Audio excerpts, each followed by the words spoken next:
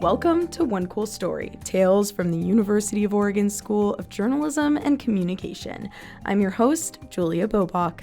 In this episode, third-year journalism major Peyton Gast talks with Maya Lazaro, exhibits, publications, and student competitions coordinator, among many other things.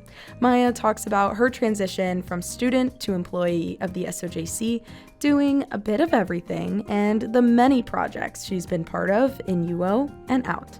Plus, you won't want to miss her one cool story with a prop. Hello, Maya. How's it going today? It's going great. Thank you so much for having me, and I'm excited to be here. I'm so excited to be talking with you. I don't know if you remember this, but freshman year, it was spring term my freshman year, 2024.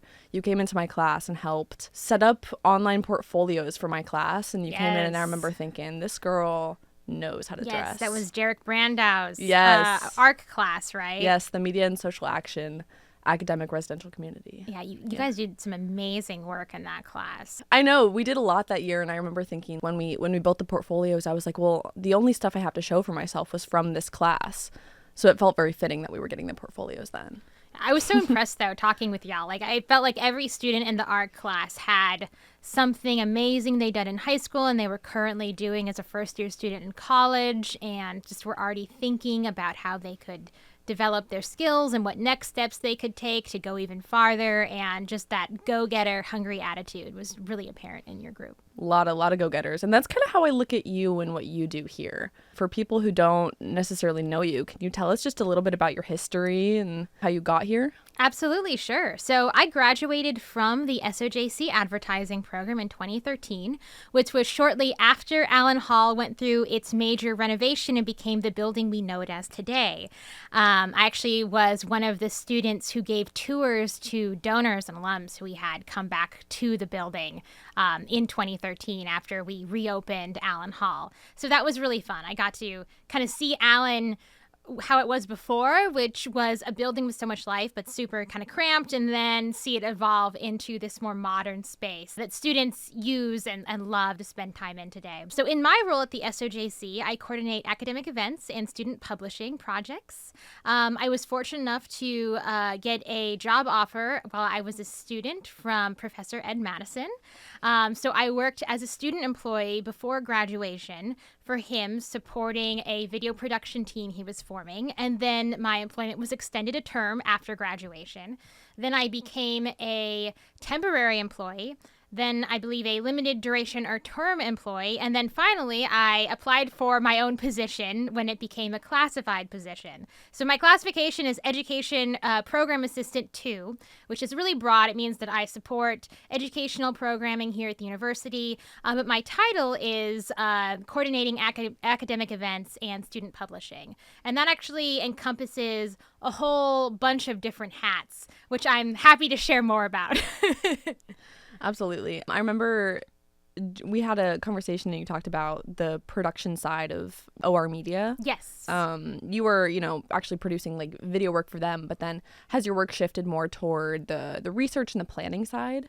So my work doesn't involve much, if any, video production anymore. So I worked for, as you said, OR Media. I was a media project manager and production coordinator. So that involved meeting with prospective clients, communicating with them about deliverables and where we were with the video project, working with grant partners or distribution partners, submitting those video projects to competitions, all that kind of work, and also just the project management that goes into it. So that was my work for a number of years. But a few years ago, when we no longer needed the video production team in that capacity, and we moved the staff videographers to supporting students through our Storycraft courses and other programs, my role evolved into supporting students with their portfolios, coordinating our academic events here, so that includes commencement, our recent professional development conference for students, career camp, exhibit receptions, the most recent of which is actually an exhibit about our Media in Ghana program run by Leslie Steves.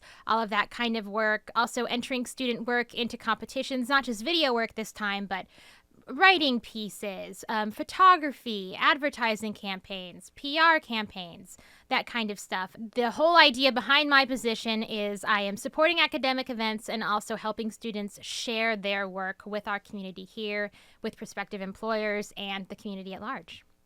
That's so awesome. I went to the launch of the media in Ghana. Oh, yeah?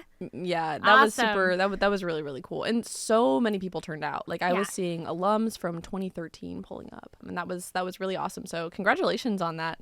Thank launching. you. That was really cool. Thank you. The real credit needs to be given to Sam Lorenzo and Leslie Steves. Leslie, who runs the program, and Sam, who's actually one of our doctoral graduates. She came up with the whole design behind that exhibit. Well, you're doing lots of collaborating in this job, it sounds like. Is that, would you say, one of your favorite parts of the job is getting to collaborate with faculty to put these programs on? Oh, yeah, absolutely. Faculty and students. And so, with competitions, I will reach out to faculty and they'll say, hey, we have this deadline for Hearst, the writing competition coming up. Do you have any student work you'd like to submit? Here are the parameters. Email me that work by so-and-so date. It's a joy for me to see our students be recognized on a national scale by these media competitions. Absolutely. I'm so glad that we have somebody, with the school doing that kind of stuff. But yeah, it's my pleasure to do it. And, sometimes faculty are super busy. They can't always get back to me in time by deadline. And so in those cases, I still want to try to submit student work if I can. And so I just take it upon myself to go. And I usually look at student publications first, like the Emerald, Flux, Align, Ethos, OR Magazine, and then we just enter it. Yeah. So back when you were in the SOJC, did you find that there was someone kind of with your position? Like, were people submitting your work for these competitions, or was that something you wanted for yourself? We did not have a dedicated person doing that. When student work was submitted, it was when a faculty member would hear about a competition and then get the idea to submit a student piece. So we were not regularly submitting student work. There was just this gap in the school where we didn't have someone who was looking at competitions and make sure that our student work was being seen. And so because I had already been doing some of that through my work with OR Media, I was submitting some of the video projects that we created to, for instance, the Northwest Emmys, to the Society of Professional Journalism journalist competition. That became rolled into my new position. I want to hear a little bit more about your early educational experiences, because it sounds like all those skills kind of built up over time. So just tell me a little bit about that, like maybe starting in high school. Sure. So in high school, I wanted to be a writer. I wrote little web comics and short stories that will never see the light of day, thank goodness. But they were good exercises and they were fun and they were a creative outlet for me. And I just needed to express myself creatively. I liked doing it through writing. I liked doing it through words. I also like to draw a lot, but I probably did not have the discipline to practice drawing as much as I should have. I would say I was a relatively high-achieving student, but I needed a lot of downtime to recharge. I would describe myself as a creative, introverted nerd, somewhat raised by the internet in the 90s and early 2000s, back when the internet was really fun, in my opinion. When I was 17, I interned at the San Mateo County Sheriff's Office.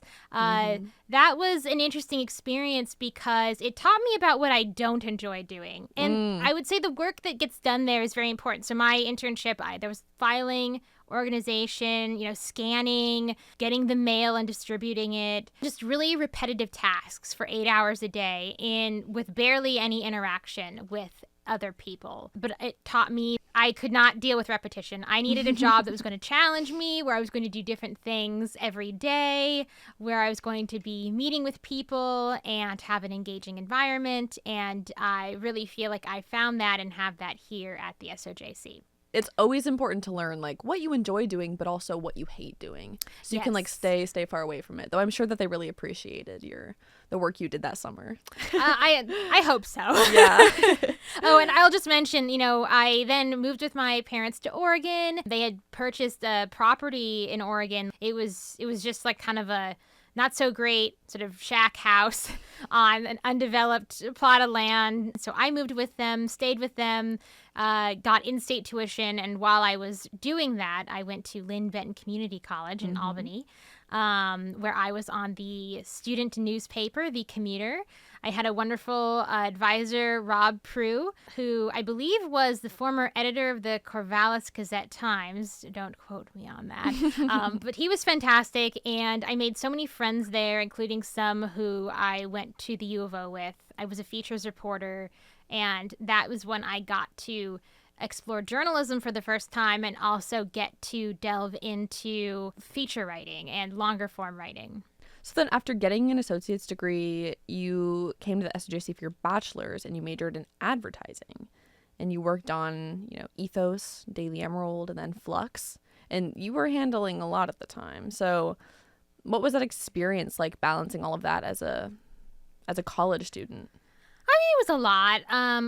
I had some internships in there too. I didn't have a full-time or heavy part-time job where I was in school. So that was nice that I could dedicate my time to classes and to the student groups I was involved in. But it still felt like a heavy load. Yeah. It really did. And so it's interesting. So I started as a journalism major. Then I think considered PR, and then wound up an advertising major. Hit all of them. I hit all of them. I went full circle. So I had lots of journalism roles. I worked on the Emerald as a reporter. I was an associate editor, then a managing editor, then the editor-in-chief of Flux. I was an editor on Ethos. And then I also did a PR internship. Wow. And also did a little bit of marketing work for a local company that sold prints. And so just kind of a variety of experience. And I kind of feel like that actually describes me. I think if I stick with doing one thing for too long, I start to get a little bit bored. And so I just loved exploring the different aspects of our majors when I was a student. And I found a place in advertising because I thought this might marry my interest with writing with creativity. And I'm happy to say that the skills that I learned in the SOJC, I use frequently in my job now, even though I'm not working as a journalist or with an ad or PR firm. Those skills are still very transferable. That's sort of what I'm noticing now too in the career I'm in. I mean, I'm doing journalism obviously, but it's at the communication school. It's like anything with communication you can really like make work for you. Yes. So it's such an essential soft skill too. A lot of our students don't really understand how many professionals in the workforce struggle with communication, and it creates so many problems. And I mean, you met a lot of people when you were in school, and that relationship changed when you graduated because these people you were looking up to became your colleagues. So what was that kind of experience like? Who were some early players when you were in school who ended up becoming your colleagues afterward? So Jordan Bentz and Eric Bender were hired before me as staff videographers for OR Media. And so they are also graduates of the SOJC. So it was actually 3 alums who formed this in-house video production team, which was very cool. Other alums like Nick Walcott, Lucas Castillo Delgado, who actually teaches the Storycraft class with John Sharpie, and I believe was a previous guest on this podcast. Lucas is great. So I've gotten to work with a lot of alums, which is fantastic. And you mentioned like Deb Morrison and some of the Flux advisors. Do you want to talk about them a little bit? Yeah, absolutely. So Deb taught the Creative Strat course that I'll ad students are required to take that course, and she was just a force, right? I mean, if you've ever met Deb, she just is her energy is so infectious. She pushes you, but is also just so incredibly kind and supportive. I think that the tone that she always strikes between, kind of challenging you to go beyond what you think you're capable of, and then also just being your cheerleader is such a wonderful thing. So as a student, I enjoy taking her class, and then as a colleague, I just really admire the way that she's led the ad program, and she's leading our school as Associate Dean of Undergraduate Affairs. And then Flux advisors, there were several, but Lisa Hayamoto and Todd Milburn and Stephen Asbury were my Flux advisors while I was a student, and they just were phenomenal. I mean, gave great advice on how to lead, on ways we could adjust stories to be more effective at storytelling, the visual aspects of it, just all of it. I think that they were really wonderful mentors who were really supportive of student leadership and what we were trying to do at Flux. Seeing faculty show up for you like that is very motivating when you're a student. Mm-hmm. So what did that transition actually look like for you? Was it kind of strange to come back and have these people be your peers rather than like a figure to look up to? Absolutely. I mean, I think definitely there's like a strangeness to that because you do view them as being mentors and they have so much more experience than you when you're a student. And then suddenly you're working for the school, but you're still just a recent college grad trying to figure things out. And I did a lot of figuring out on the job because the work we were doing at Aura Media, some of it was like pushing the boundaries of what the U of O had done previously, policy-wise, project-wise. In that time, I was working a lot with the team and students and a lot of external partners, but I wasn't necessarily working a ton with SOJC faculty. So it was really perhaps like around 5-ish years ago when Aura Media became more visible to our faculty and they started to use us for projects. And then when I transitioned into my more recent role that I've had for the past several years, where I started to work with faculty directly on things like events and competitions where they've gotten to know me, I've gotten to share what I've been doing, and I feel like that collegial relationship has really developed. Mm-hmm. I mean, you've been working here for around a decade now. How has your role changed over the last 10 or so years? Yeah, well, I mean, going from a student employee to an employee who's been here for 13 years, if we include that time when I was a student employee and in those sort of interim stages of my employment. I was really in the video multimedia storytelling space at the SOJC for a good chunk of my time here. And then my role has now changed that I am supporting so many different arms of the SOJC and I'm working with all majors. There's not this focus on video where I'm focusing on what our students need as far as getting their work out and also providing them with cool events and professional development opportunities that are helping them in their career journeys as well. That's been, I think, a huge shift, who I'm working with. And I've really enjoyed the evolution, honestly. It's been fun getting to occupy different spaces within the school and do different things. It's allowed me to learn so much more about other departments on campus back when I did the video production work, but then also really get to know our school in a deeper way. Can I ask you, what project are you working on right now? What's one project that you're working on right now? One of the 50. One of the 50. Okay. Well, what I'm transitioning to is supporting commencement, our 2026 commencement ceremony. I finished up recently one larger academic event, Career Camp. So that was a all-day professional development conference for students. We had a really great turnout considering it was a Friday and students were not required to attend this. It wasn't like a thing they had to enroll in. So that was a lot of fun and a lot of work. Now moving on to some other events, but the big one that's kind of in the distance, but you still have to start prepping for it far in advance is commencement. Yes. There's aspects like setting up our contracts, setting up our tassel registration site and making sure that the student names are going to be displayed correctly on the Jumbotron and Matthew Knight Arena, communicating with graduating students and their families, organizing our staff and faculty who have many different roles during the event, creating all the signage.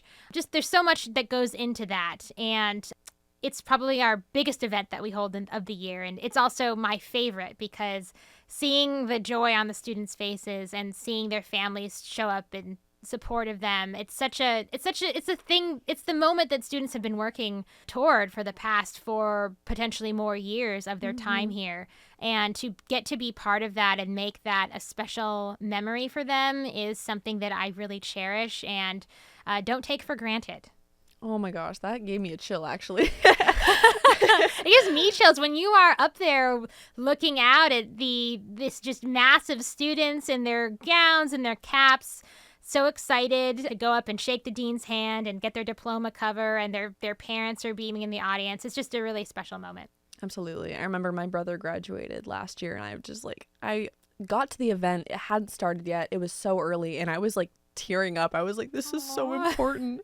So now I know who's helping and behind the scenes. That's so awesome. Yeah, it's a ton of fun. It's a lot of work, but honestly, it doesn't feel like it when you're in it, because I enjoy every moment of it, honestly. That's so awesome to hear. We need people like that in our lives. I guess looking back at what you've done, like, is there a project from your past that you're particularly proud of? Yeah, I mentioned some of the cool events I've gotten to support. There's so much I'm proud of. All the things I've worked on. I am one piece of the project, but there are so many others who come together to make things happen here. But from my OR media days, there was a really interesting project that I learned a lot from called My STEM Story.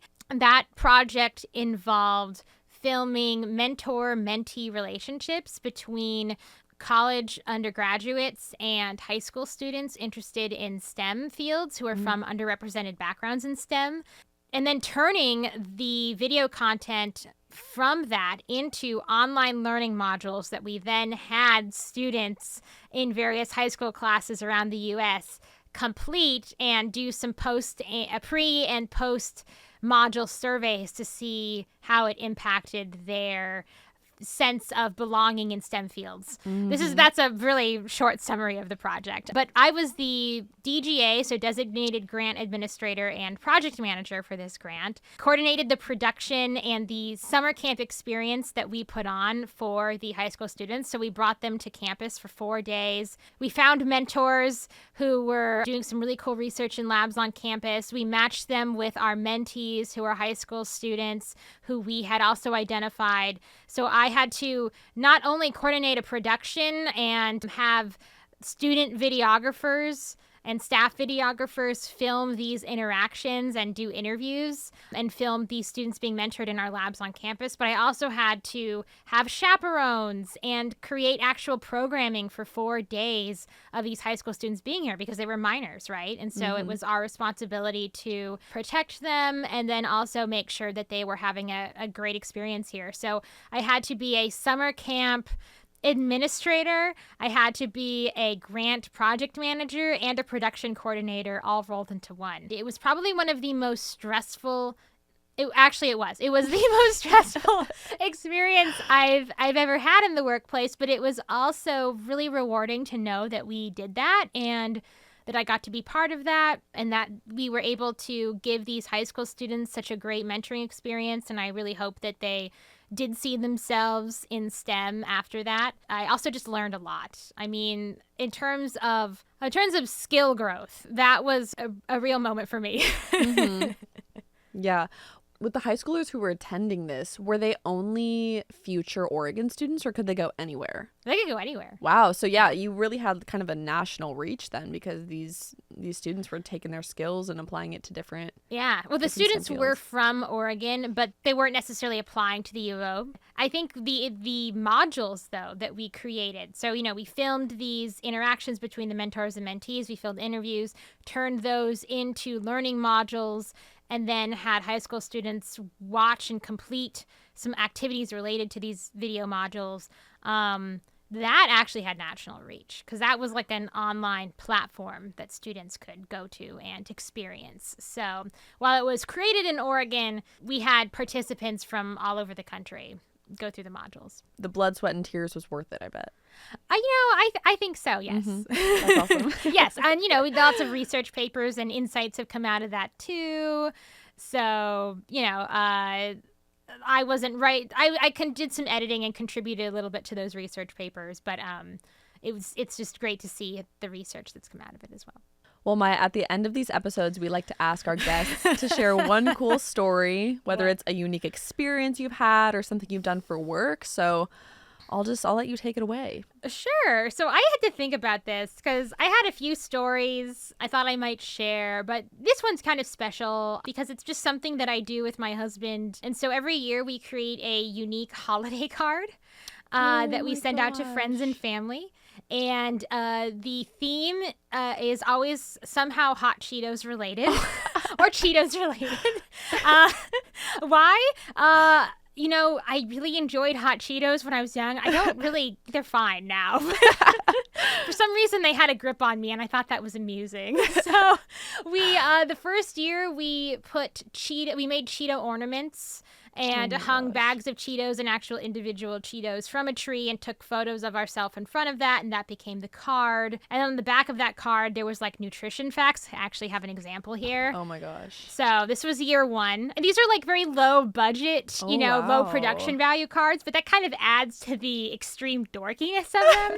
So this one says, seasonings greetings. Have a flaming hot Christmas and a crunchy New Year. Oh my God, And then Maya. on the back, the nutrition facts are just information about our lives instead of actual nutrition facts, like years cohabitating, 8. Unlabeled packages from China, 40 a day, 150%. Just really ridiculous, fun little facts about our life. The next year, we did like a 1970s photo. If you've ever seen those meme photos of like people posing with like a backdrop, and then there's like the semi-transparent head in the background. We did that, and our cat was the head. Oh my I actually gosh. think I have the example here, just to kind of visualize what the front of that card looked like. It says, Christmas shall pass, but I am eternal. So all these cards my just have gosh. a really bizarre, almost cryptic message included in them. The back, I think, had Cheetos that said hello, like spelled out to say hello. Oh my god. We did this card was unfortunately lost, but the next year we did a Hot Cheetos Christmas Village. However, I brought a prop from it. So this is the Hot Cheetos church. It was created for the Christmas Village. The following year after that, we got married in Iceland. We eloped. That could have been a story here, but I'll leave that for another time. And so we brought some Cheetos. We actually brought a photographer with us. And so this card, it shows us in Iceland, and we are gripping a Cheeto together. Oh, hands so held in romantic. matrimony. So we have, and we've continued to do that since. I have many examples, but this has been something we've been doing since 2018, and it's hard to believe we've been doing it that long. And we haven't decided what our card theme is going to be next year, but it will include Cheetos, some sort of Cheeto in some sort of way. It's something fun to do with my husband. We get to bond over this creative project, and we have friends and family who like collect the cards and keep them and like put them up on their fridge. So I think it's a way to express our sense of humor around this time of year. It sounds like you've met your match with your husband. Oh yeah, no. And he's honestly, like, he deserves the credit for a lot of this because he is actually super talented. He does like dioramas, and he just is a man of many talents. And so like he created like all the props for the Christmas Village, multiple Cheetos buildings. Oh my gosh, that is so awesome. I wish our viewers could see all the props and stuff, but Just imagine, here I'll do a short visual description. So imagine a church that has a bell that's encrusted in Cheeto dust, hot Cheeto dust, and then there's 2 hot Cheetos that are framing the A-frame. And then there are the windows of this church have been painted to look like Cheetos-themed stained glass. And then there's some Cheeto bags that have been cut out to cover the sides. Yeah. You'll notice that only 2 sides are actually covered, and that's just because of the camera angle. We didn't need to do the other 2 sides to get the photo. don't ever work. Exactly. Yes. Maya, that's awesome. I've had so much fun talking to you today. And thanks so much I've had a great time talking to you, Peyton. A Hot Cheeto Church is a first and probably an only for the podcast studio. So thank you for that amazing story, Maya. Hey, thanks for listening to another episode of One Cool Story, Tales from the University of Oregon School of Journalism and Communication. We hope you enjoyed it. If you'd like to hear more, find us wherever you listen to podcasts and subscribe to make sure you never miss an episode. To stay up to date on what's happening at the SOJC, follow us on Instagram, LinkedIn, Facebook, or Blue Sky at UOSOJC. From Allen Hall, I'm Julia Bobach. See you next time.